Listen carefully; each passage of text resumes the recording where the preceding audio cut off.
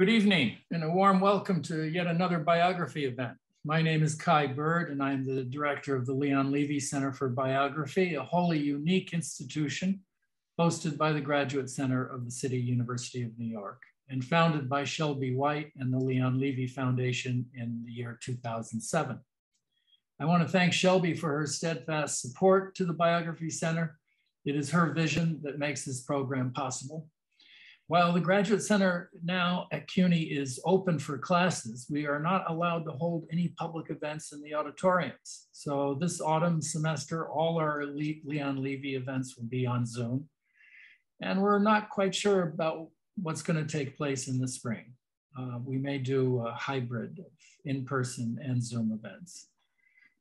Please note that our next event will take place on December 8th, when Kati Martin will discuss her biography of the German Chancellor, Angela Merkel. Martin will be in conversation with the writer Eliza Griswold. Please mark your calendars and register for this event on the Leon Levy website, and please encourage your friends and relatives to subscribe to our digital mailing list on our website. It's very easy to sign up. You just enter your email address. But tonight I'm delighted to introduce Julia Sweig, who is here to talk about her new book, Lady Bird Johnson, Hiding in Plain Sight. And Julia will be in conversation with Debby Applegate, who just last week was on one of our presentations. Dr. Julia Sweig is a scholar and author whose work covers Cold War American foreign policy and diplomatic history in the Americas. As a policy practitioner, she led the Latin American program at the Council on Foreign Relations for 15 years.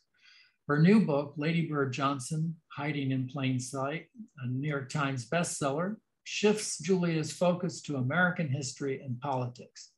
She has also recently produced an ABC News podcast, In Plain Sight, Lady Bird Johnson, which is an 8-episode immersive audio documentary. Debby Applegate won the Pulitzer Prize for biography for her very first book, The Most Famous Man in America, the biography of Henry Ward Beecher. And she is the author most recently of Madam, the biography of Polly Adler, icon of the jazz age, which was just published and was recently featured on this platform. She holds a PhD in American Studies from Yale University and lives in New Haven, Connecticut. Please look for Lady Bird Johnson at bookshops.org, a site that will lead you to your local independent bookstore. Julia and Debby will be in conversation for about 40 minutes, and then we will take questions from our virtual audience. Please click on the chat box below to type in your questions, and Debby will be sure to get to as many as she can. We will try to end this program after about 1 hour. Again, thanks to the Leon Levy Foundation for funding this and all our events. And now I turn this conversation over to Debby Applegate. Thank you. Thanks so much, Kai. Thanks to Shelby White, to Tad, everyone who has made this possible. It is always a joy to have anything to do with the Leon Levy Center. And thanks to you, Julia. I know you have been doing lots of these kind of presentations and you have much to say. So we will try to cram in as much as we can in this hour. Let's start with asking you to maybe do just a quick sketch of who Lady Bird Johnson was. I'm sure everyone knows in the most general sense, but knows, as you point out in your title, Hiding in Plain Sight. We all think we know something about her, but probably not much. I'll try to answer that question succinctly, although it's a question that is answered in the entire arc of the book. Debby, thank you so much for agreeing to have this conversation with me just a week out of your own launch of your new book. And Kai and Tad, thank you very much to everyone and to the Leon Levy Center for having me. You know, Lady Bird Johnson is just full of surprises. We see her, or I saw her, as a pretty conventional political spouse, first lady, a woman of a particular era, who is a kind of almost two-dimensional figure, stuffy and coiffed and controlling in her public appearance and her public utterances. She turns out to be so much more than that. A couple of attributes about her that I think are important going in to understand is that she's a very educated woman. She went to the University of Texas at Austin in the 1930s and majored in history and journalism. And those two kinds of training laid the groundwork for her to become a person who, once associated with Lyndon Johnson by marriage and in a political and business partnership, had already developed the habit of documenting everything that she observed and that they did. And so this meant that her consciousness about legacy was baked in, and that she left behind a big volume of material for us to be able to now kind of get a look at who she was, both in terms of the White House years, his LBJ's political career before that, and her life as well. She's a woman of the Deep South. She was born on the border of East Texas and Louisiana. Her parents were both from Alabama. They eloped. They were people of different social strata, the mother of a wealthy landowning class, the father of a tenant farmer on her mother's family's land. She was raised by descendants of enslaved people after her mother died when she was 4 or 5 years old. And she spoke often about finding solace from nature. And that's a very important theme for Lady Bird Johnson once she emerges as a very sort of strong environmentalist during the White House years. I could say more, but I think it was important to just set the stage of understanding that she documented her own experience and left such an important body of material that forms that gave me the ability to tell her story. What year was she born? She was born in 1907. So she 1912. Sorry. She died in 2007. She was born in 1912. So she's, her life spans the American century. Right. And how old is she when they go to Washington? Because am I correct that she spent most of her adult life until they left the presidency in Washington? They went to Washington for the first time in 1937, and she was really a total political animal by the time they get into the White House, right? There are a couple of congressional campaigns, Senate campaigns. LBJ becomes the Senate Majority Leader in 1955, and his power confers to her in terms of the land of Senate spouses and the political kabuki of Washington, D.C. So she's a Texan with one part of her very much embedded in Texas, in developing and expanding their ranch holdings, their business holdings, but she's also very much a creature of Washington, D.C. So she's in her, so she must be in her 50s, or so she turns 50. She turns 50 in December of 1963.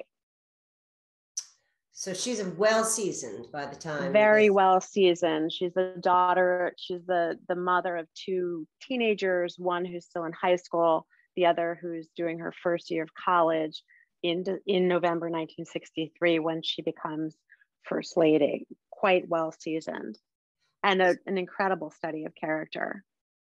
So one of the things is this book feels like maybe you didn't intend it to be, but it seems like a bit of a debunking book, that you're working against some kind of conventional expectations.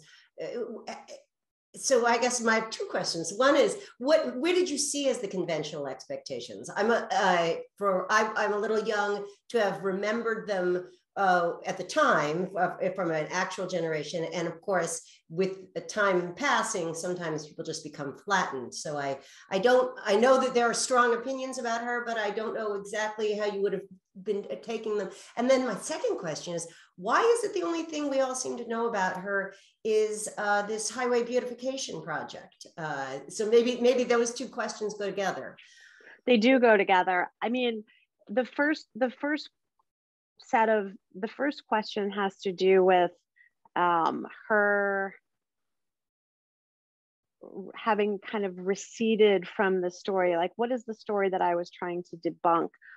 I think that the story of the Johnson political career, and especially his White House years, is very much, as presidential history tends to be, focused on the president and perhaps the relationship between the president and some of his key, mostly male advisors. It's a very gendered lens that's driven by the subject in a way, but also by those that are writing the story. LBJ himself is a huge character, and the material that allows anyone to write about Lyndon Johnson is also vast. And I think there's also something really important, which has to do with LBJ's reputation as kind of a vulgarian and a philanderer. And those two qualities about him leave Lady Bird Johnson, in the conventional wisdom, as lacking in agency and as his victim. Oh, that's interesting. And I think those two factors also kind of diminished the impetus to look at who she was, as far as her influence and her participation in his presidency.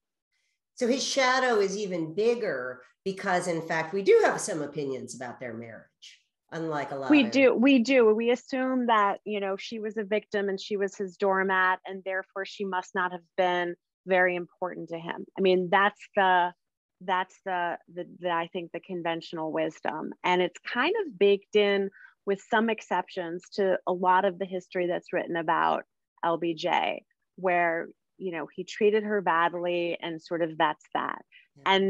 And I want to just be really fair and say that he's a huge topic. He had a long political career, and she was very conscious, about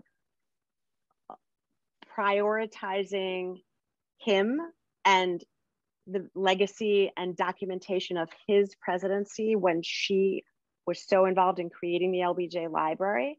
And she held back on the timing for the release of her own tapes, right? She authorized the release of his tapes in 1996, but it wasn't until after her death that the transcripts and the audio were released. And that's because, look, he was the president.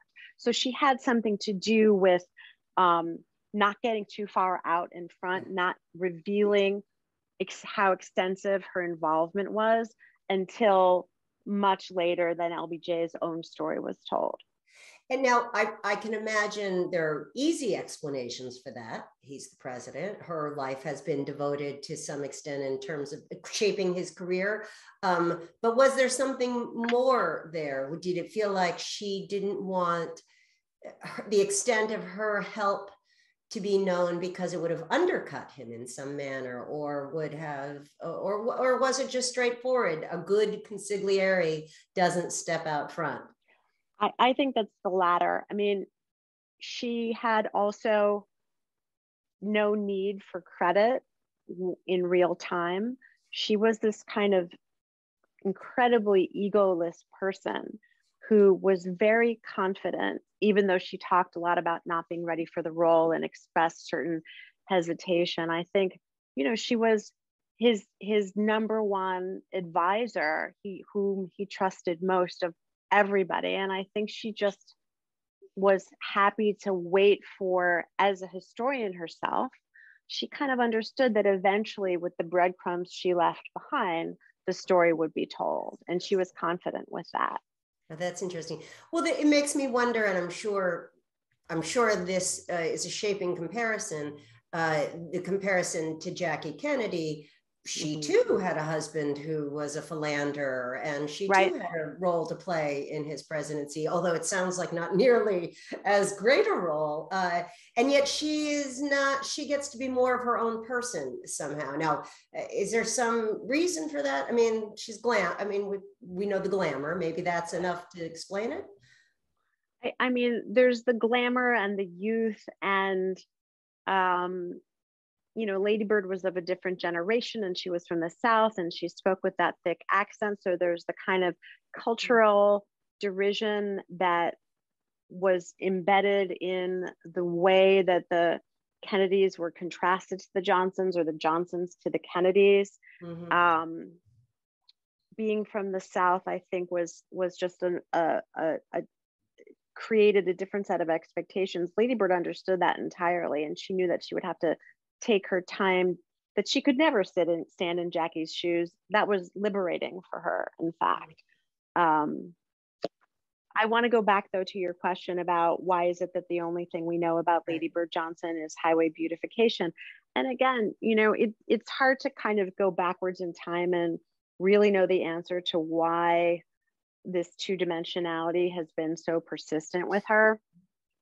Highway beautification, though, if you really unpack what it was it was really the first time that an American First Lady put her energy and personality and momentum into lobbying for legislation that took on major industrial interests of the time, major corporate interests of the time. And because of the word beautification, which then carries on into other things, kind of prissy and feminized and ornamental, we've lost a sense that what she was challenging was the dominance of the automobile and the billboard and the junkyard industry in the creation of the interstate highway system. So those three sets of interests basically had carte blanche after many hundreds of millions of dollars were spent in the 50s to build new highways, with kind of no regard for the aesthetic experience of driving down them. And importantly, and this connects to her focus on American cities and the environment, no regard for the impact of building highways at the entrances and exits of American cities, which crush right into communities of color's spaces. And so taking on those interests, it's no surprise that people like Jerry Ford and Bob Dole were pushing back on Lady Bird's involvement. Was initially a pretty bold and ambitious move that gets quite watered down. I think the West Wing of the White House and the East Wing of the White House were very cautious about talking about the environment and conservation and stewardship of natural resources and pollution. This is, Rachel Carson publishes her book in 1962. There's not a big environmental movement. Lady Bird helps to build it, but they were also kind of managing the difficulty of having a president's spouse get too far out there on some major challenges to some interests that perhaps in other spaces they needed to manage politically and have in their corner. And is that, would you call that that problem of the spouse being involved in serious policy issues, a continuity with current spouses, or was there something different going on there, or is it pretty much the same thing? Well, it's pretty much the same thing, but I see her really as the bridge between Eleanor Roosevelt and Hillary Clinton in terms of the span of presidential spouses who do take big public roles. Now, Eleanor was quite different and had many more dimensions to her policy role and her influence with FDR and the way she wielded it. Lady Bird's the first to do it in the post-war era and the first one to actually weigh in on legislation about a major social issue of the time. And of course, then we jump to Hillary, for whom there was major backlash in the way that she did it. And is that a jump? There's not a similar. It's pretty much it. Well, I mean, Kai Bird is here, and he could speak to Rosalind Carter's own role, which is possibly the one where I would, if I were more educated, need to dwell on. But I don't know that she had a specific legislative policy issue that she was putting forward. That's interesting. Michelle Obama specifically looks back to Lady Bird's experience as a cautionary tale, and Hillary's as well.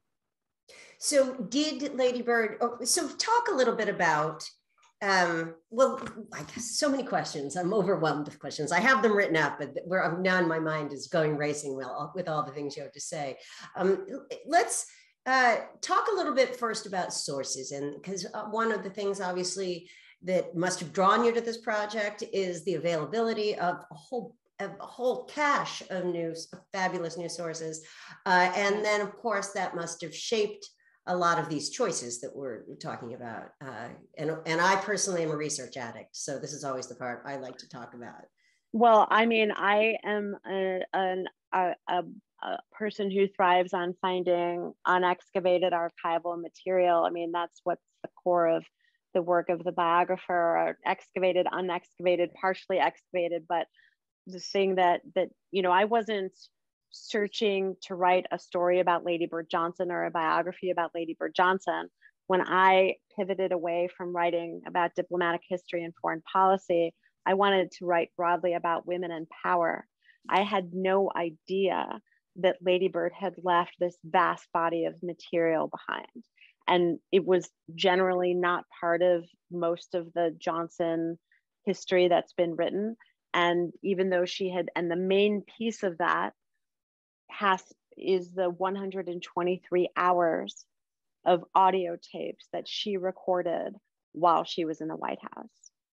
Debbie, I mean, that's it's not the only source, right? It's not the only source in this book, but it's the material that persuaded me that this was a story worth telling, because it rewrites the story, in my view, of the Johnson presidency. So that she published a very tiny percentage of it in 1970. It was published called A White House Diary, and pretty tepid. She redacted a lot of material especially about the Kennedys, about Vietnam, about LBJ's the roller coaster that he was, about many, many things. But that was, I think it's about 8% of the total volume, which then after she died, the LBJ Foundation and library put resources into cleaning up the audio so that it could be heard well. And she went through all of the transcripts, starting when she was still in the White House, and marked them up, often to fix grammar, or the transcribers couldn't understand her thick Southern accent, so she was correcting words. In a few places, she struck with a pencil, so you could see what she was striking. So you have the original annotated transcripts. Yes, and in the margins, you can see her write "closed for 10 years" and then check. And there's a couple of great stories that she was closing. Now, all of this is now up and available to the public. I just happened to stumble into that museum exhibit at the LBJ Library, where I've heard her first audio tape right at the time when the library was beginning to process and release all of the material. And that was in 2014. You were looking to make a switch because you were a foreign policy person, right? A historian, but also and focused on Latin America and working as a journalist and mostly, is that correct? A journalist, yeah. I mean, writing a lot of long and short form stuff, but historical stuff and contemporary policy analysis and op-eds, and I had a column. And so, as someone who did not need to be a biographer, I have to ask, what made you decide? Because this is a crazy genre to be in, especially if you have the metabolism of someone who knows how to write short and pithy and for daily consumption. It's a big decision to go this direction. Yeah, probably a little crazy, but I needed a new mountain to climb in terms of form.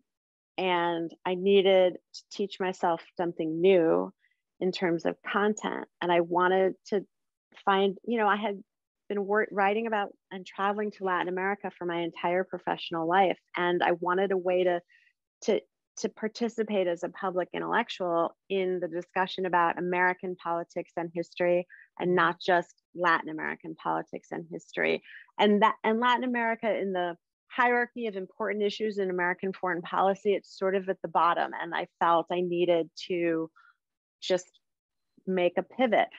Biography was not the first genre, but as soon as it became clear that her material was so vast, so unexplored, and there was so and that she really deserved this treatment, I didn't look back. So you were dangerously open, and then you were seduced by the subject. It was the hardest thing I've ever done, though. I mean, as you know, it's just but again, you asked about the source material. So there's the transcripts, 123 hours of them, and it's audio. So it lends itself to multimedia.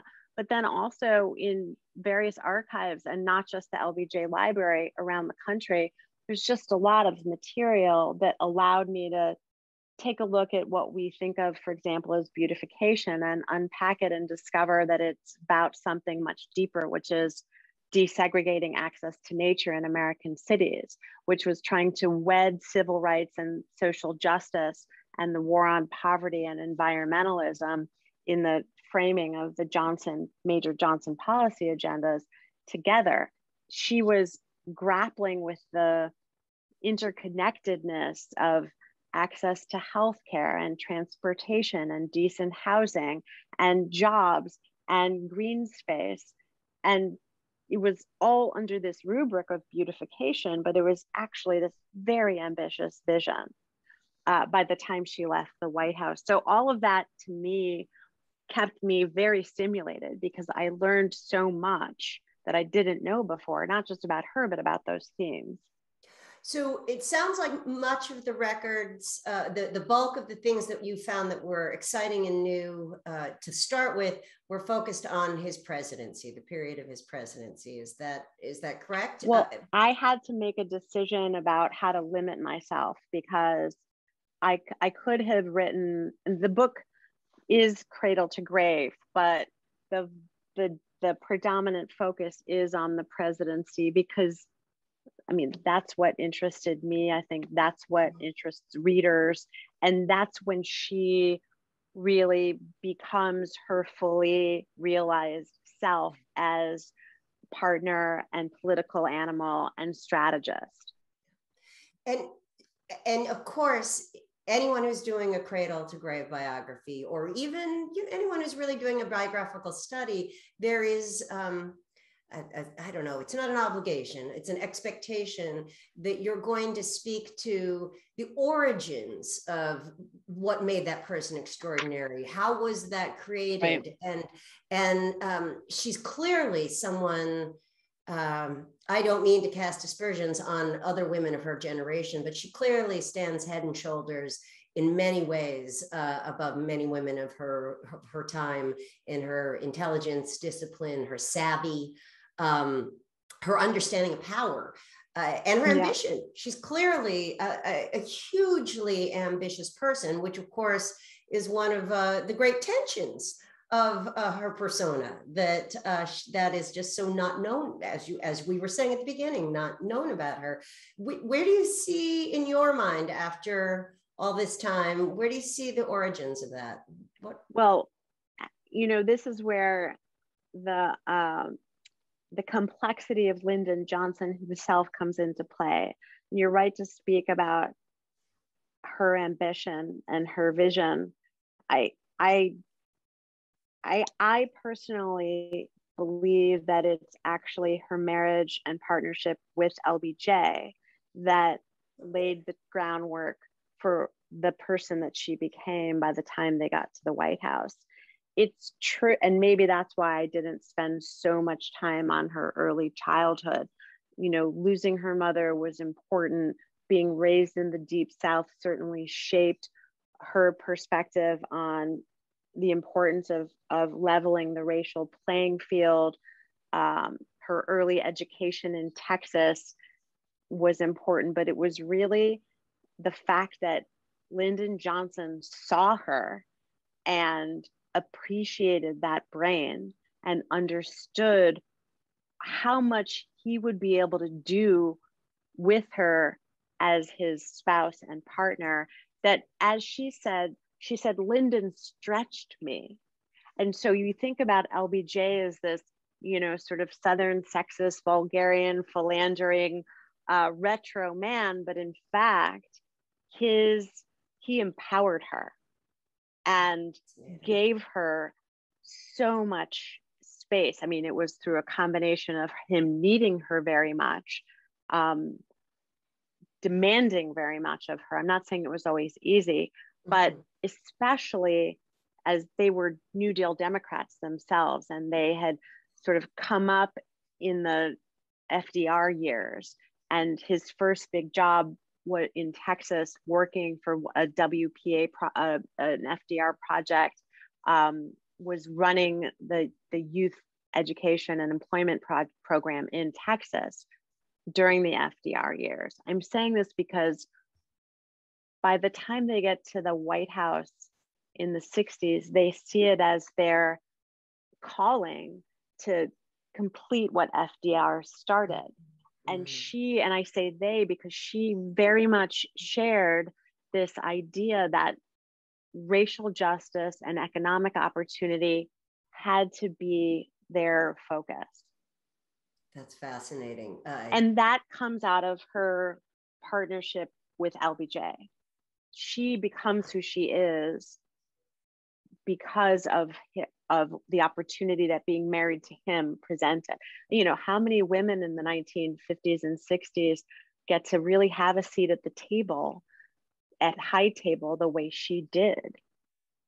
So that's interesting because thinking about the philandering, as somebody who just wrote about a madam, most of her customers are married, and I spent a long time wondering, if you want to have sex with everyone, why get married? Or if you want to get married, why have sex with everyone? And of course, not realizing that it's human nature to want your cake, to have your cake and to eat it too.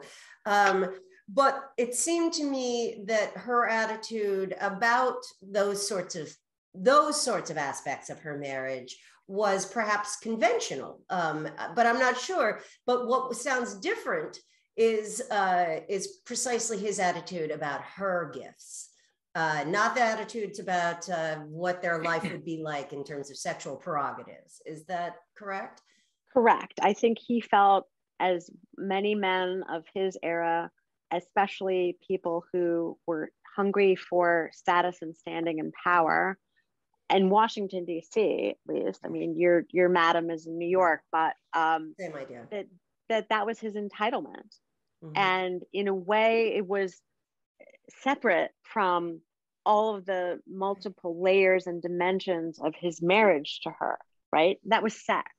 The other thing was an institutionalized and complex marriage. I cannot tell you how she felt about all of the philandering all of the time. I can tell you that in totality, my take is that she made her peace with it early on, and that it hurt her, but that by the time he gets into position of power, a Senate Majority Leader, and then certainly once so much is required of him when they come into the White House, she accrues power over him because he needs her as much as he does. Of course. And that, if it doesn't compensate, it certainly balances the impact of the philandering. Because she realizes, especially after he loses a key staff person in 1964, Walter Jenkins, that really the presidency isn't going to happen without her. And that's another thing that is clear from the documents, not so much from her recordings, although it plays out over the course of the presidency, but from some material also that I found early on, showing just what an important strategist she was when he had major doubts about his ability to be the president. Are you referring in part to the May 1964 memo? Could you Yes, tell I us am. about that? Because when I was reading about that, I was having a vicarious thrill. You must have just been so excited about it. Please tell us a little bit about that. Yes, I was very excited about it. There's a memo which I found in a manila folder. Of course, you remember exactly at the what it looked LBJ like. library. Oh, I remember the feeling of that manila paper on my hand to this day, and opening it, and it was labeled letters, Mrs. Johnson to President Johnson, or maybe, no, sorry, campaign letters, Mrs. Johnson to President Johnson. And in it was a handwritten 9-page stenographic, well, you could call it a letter, but I renamed this thing the Huntland Strategy Memo because the word letter seems so femmy to me. And in fact, what it was a strategy memo.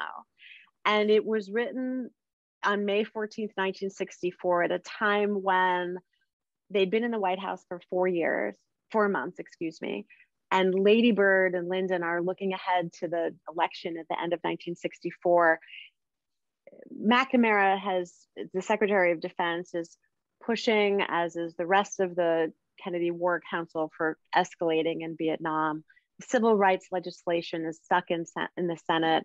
The war on poverty legislation hasn't been passed.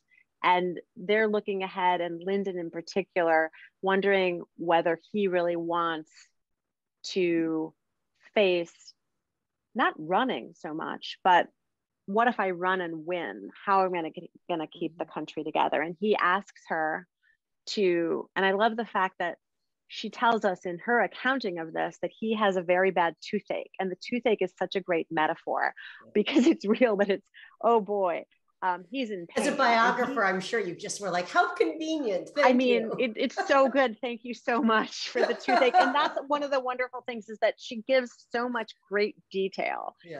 Her eye for detail across the board is spectacular. So he says they're tossing and turning, and he asks her to write out a pro and con memo laying out whether he should or shouldn't run. And she does this. And she even writes a fake statement that is his announcement, announcing that he's not going to run in 1964. Wow. And we hear her reading that into her audio. And she says, and she reads it like she's Walter Winchell. And she says, well, I'm giving him this so he can see what it feels like to read it, to actually make that statement public. I hope he doesn't do it. But then she says, look, you're too young to get out of the arena now. And I don't want to go back to the ranch with you and watch you smoke and drink. We'll both be miserable. You should run. You'll very likely win. And then she says, and this is the kicker, in 3 years and a few months, in February or March of 1968, you can announce to the world that you won't be running for a second term. And of course, on March 31, 1968, that is precisely what he does, surprising everyone, but by then a few other people and the two of them. And the thing is, Debbie, that document barely gets a sneeze in all of the Johnson storytelling and history and biography. It was not hidden. There's another episode that happens in August of 1964 on the eve of the Atlanta City Democratic Party convention that's much more known and much more depicted in movies and theater and that kind of thing. But this episode and that long memo of all of the material, and of course I double checked this 8,000 times, gets 2 mentions by 2 separate people, but kind of as just like an aside. I didn't see anyone take at face value and look at what it was she was saying and how her strategy set the arc and played out during his entire presidency. And you can really kind of only get that if you then read all of her and listen to all of the audio or read the transcripts, because come the second half of 1967, when the country has turned against them and Vietnam is just, a storm, once things are really, really bad domestically as well, she starts the drumbeat of pushing him again to nail down the place and time and way they're going to make this announcement. That's all in the diaries. But if you might have just seen the memo and then jumped to March of 1968, one could, I guess, conclude that it was Vietnam and Bobby Kennedy that caused a man, the other assumption about LBJ is that all he wanted was power. So walking away from power was, hard to imagine that there could be more complexity to that decision and a person, Lady Bird Johnson, behind it. Yeah, let's before we go to questions, because I still have a million questions I could ask, more now than before we began. But power obviously is central to all of this. I'm sure that was somewhat partly what drew you, as you said, to the subject. And of course, it is something that we know it has always been said more about about LBJ, more than most presidents. And it's shown in his achievements, I think. What did you come in thinking about power, and what did you leave thinking about power by seeing it from this perspective, and not just the perspective of the hidden perspective, but the perspective of someone exercising such great power in secret? I have spoken about this book a great deal, as you mentioned, but nobody has asked me that question. So thank you for that, because, and you're going to see me think out loud now, because I need to put that together. As I said, I wanted to write about women and power. And one of the things that sounds cliche, but that is absolutely valid and the case with this story, is that women exercise power differently than men do. Not always, but certainly when you're talking about a conventional marriage during a period in the middle of the American century, when concealing power was very important for women who were in a position such as she was.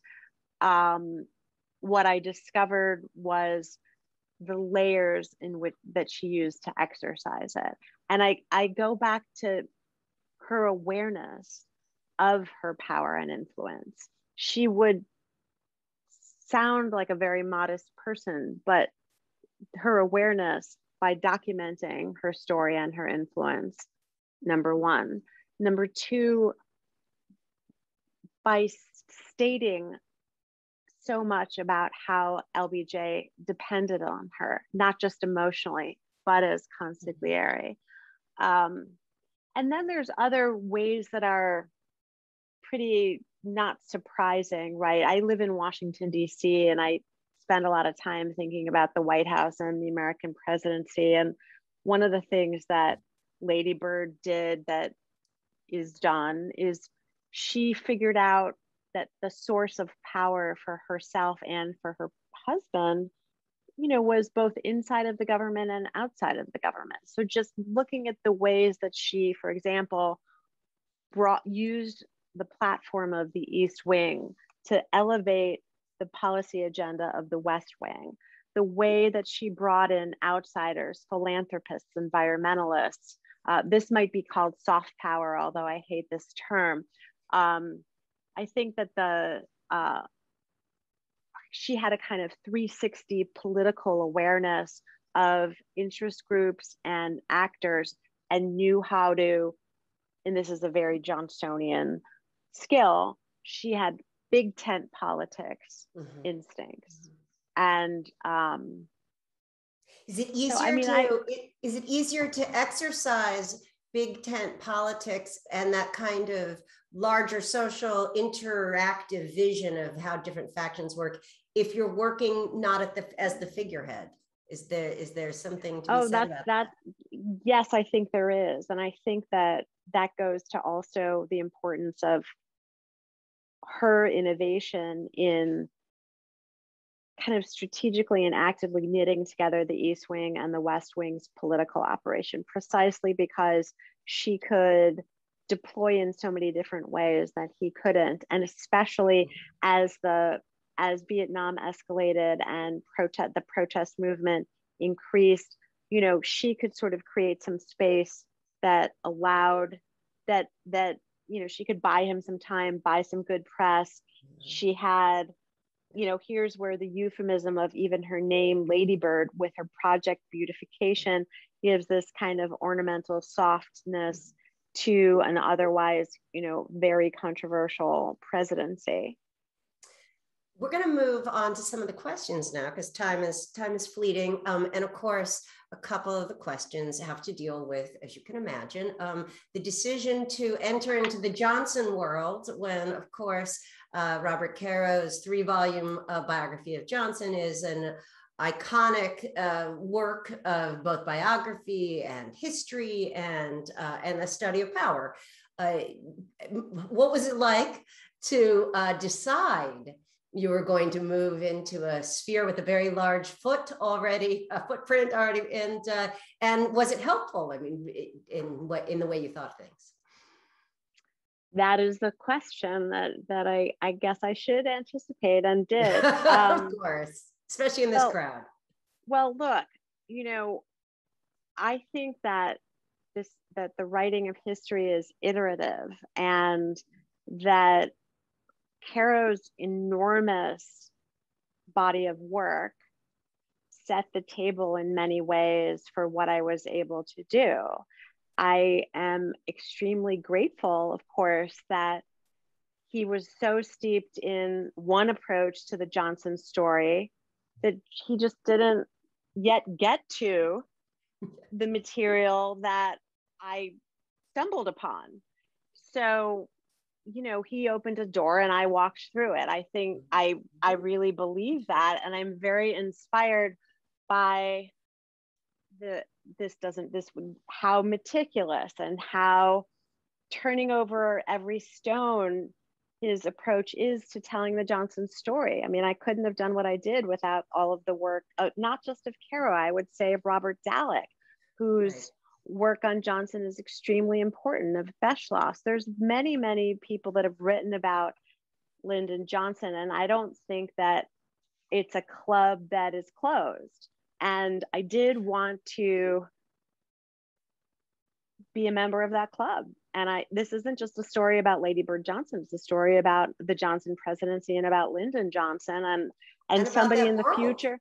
Somebody in the future is going to write a book that's going to build on what I've done. So I think that is really my answer. And there's a little bit of, you know, Robert Caro sitting on my shoulder as I'm writing, but to the theme of debunking, I feel like, you know, my first book was about debunking certain mythologies about a very powerful person named Fidel Castro, using the archives in his presidential library. And I think there's something that is just, it's just very appealing to me to take a set story and figure out what the material is that can retell that story from a different perspective. Well, and that's one of the other questions is how does your portrait of Lady Bird Johnson differ from the portrait that we see even in its smaller form from Robert Dallek or Robert Caro, or the people who did not have access to this material? Well, the access was both a matter of timing and a matter of choice. Some of the material was there, as I said, for many, many decades. The full volume of the transcripts and the audio was released beginning in 2012, 2013. So it's not about really a lack of access. But the portrait of Lady Bird Johnson in the existing secondary literature is, as I said, pretty peripheral, pretty secondary, pretty depicting her as Lyndon's victim. And, you know, I think Caro makes a very important point at one moment when he says that after his LBJ's 1955 heart attack, Lady Bird Johnson becomes much more important. But there is no full portrait of her in any of this material. There's some hagiographies that were written about her at the time she was in the White House. There's another book that came out in 2016 that doesn't really, by Betty Crowley, that doesn't really use all of the material available. Well, and in fact, that's one of the questions. One of the questions here is, how do you differ from Betty Crowley's book? And you feel like you're more comprehensive? Is that what you're saying? Well, I don't I'm feeling like I draw much more deeply from the transcripts on the audio of Lady Bird's diary. And I would say also that I dug very deeply into what was really behind her beautification and the environmental story of Lady Bird Johnson, and really tried to deal with that within the context of the emergence of environmentalism and environmental consciousness of the 1960s. I think her role, her depiction of Lady Bird emphasizes the psychological and emotional dimension of the partnership, much less than mine, which focuses on those two elements, but also on the policy and strategy and advisory role that Lady Bird played. Mm-hmm, mm-hmm. So complementary in a way, you might say, or sure, in conversation. Mm-hmm. Am I correct? Someone is asking, did you interview family members? Am I correct that you did? I requested interviews of family members, but did not. Oh, and they were not interested in participating. I don't know. I can't characterize how. I just can tell you that my requests were not responded to.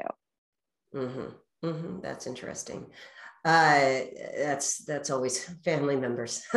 always the biographer's trick question.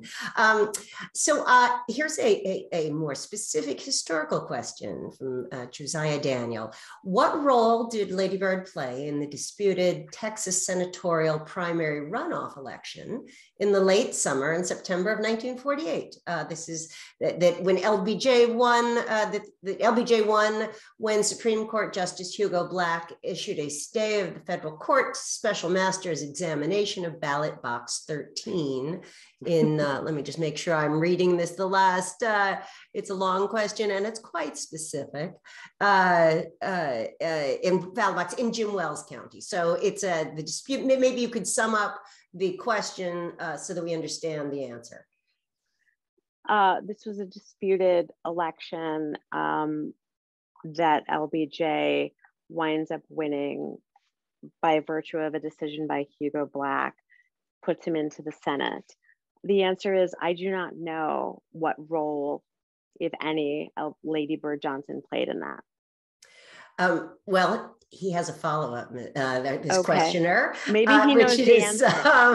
Maybe the questioner knows the answer and could share it. Yeah, there's that. I'm sorry, that's a little, which was, if I see it correctly, just trying to do my paging down, which is, was she okay with his ballot fraud that resulted in his election to the Senate? I think she was. And that's an established fact.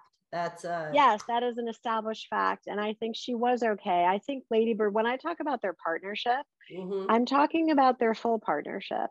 So when Lyndon uses his influence to get these exclusive licenses, for example, from the FCC to basically create a monopoly for their media company in Texas, she's all in. So I don't know that there's a contrary narrative on that. She's a full participant in the trajectory of his political career, the upside and the downside. They were in congruence in terms of their values in that as far as I know, yes. So then I know our time is growing short. I should end with, well, I'm gonna end with a little bit of praise from someone here, but let me just follow up on that, the question of their congruence of values. Were there mm-hmm. things, most biographers have a great deal of empathy for their subject, and it's hard not to like your subject if you spent that much time with them. That's not always true, but usually is true. But of course, there's always things that are not savory. Were there things that you sure wish had been different for her, or you didn't like about her, or that really, I don't know, it made you step back a little? I would say that the main piece of Lady Bird Johnson that I found confounding and that I didn't like was how long it took her to see Vietnam critically. She took a very long time to get there. And the reasons for that are her allegiance to Lyndon, her kind of creature of the Cold War perspective that you can't betray an ally, even a corrupt one, in Saigon, the idea, the kind of Wilsonian idea that if you can bring electrification to Texas, why not the Mekong Delta? You know, her exceptionalism and her vitriol sometimes toward opponents of the Vietnam War struck me as kind of almost out of character, because she tended to have quite a bit of nuance in the way she thought politically. And then there's another piece of Lady Bird that has to do with how thin her skin was around race at times. Even though she was very much a champion of civil rights and campaigned for it, there's an episode that I spend an entire chapter on in the book that has to do with Eartha Kitt and the way in which we don't have time to do it, but basically Lady Bird allowed the White House political operation to destroy Eartha Kitt's career in the aftermath of a discussion between Eartha Kitt and Lady Bird at the White House. That was a moment of a very low moment for her, and it, I think, was kind of the old Southern white woman not knowing how to handle being challenged by a Black woman being spoken truth by Eartha at a moment of the maybe the lowest moment of the Johnson presidency in the beginning of 1968. So those two elements were the pieces that were hard for me to get. And those seem a little bit related, are they not? Yeah. In the sense that the thin skinness for people who are seeming to betray you in some manner. Yeah, that's very Lyndon, by the way. That's very LBJ-ish, and it also has to do with her, I think, growing alienation from her view of her. She viewed herself as a progressive. But by 1968, she felt very misunderstood and couldn't square her own image of herself with what was being reflected back to her by.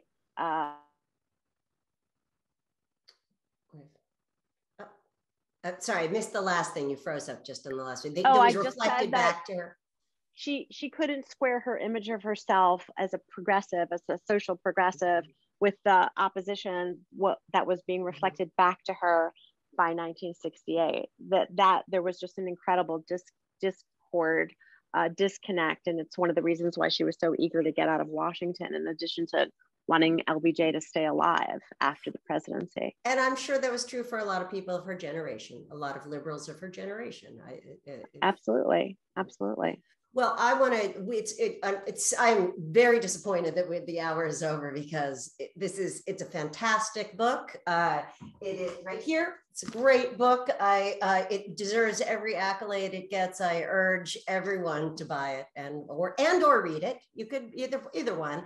Absolutely great. I will end with a little bit of praise from one of our listeners here, Stephen Klein, who said, "Captivating storyteller, the best bio event ever." So thank you very much, Julia. Thank you to everyone here, to Shelby White, who is the great patron of the Leon Levy Center, to Tad, to Kai. It is a fabulous series that we're doing here, and this was a tremendous opportunity for me to get to talk to you, Julia. Thank you, Debbie. It's really my honor to be here with you. Thank you so much for having a wonderful conversation that you invited me into. Well, thanks. Good night, everybody. Thank you. Good night.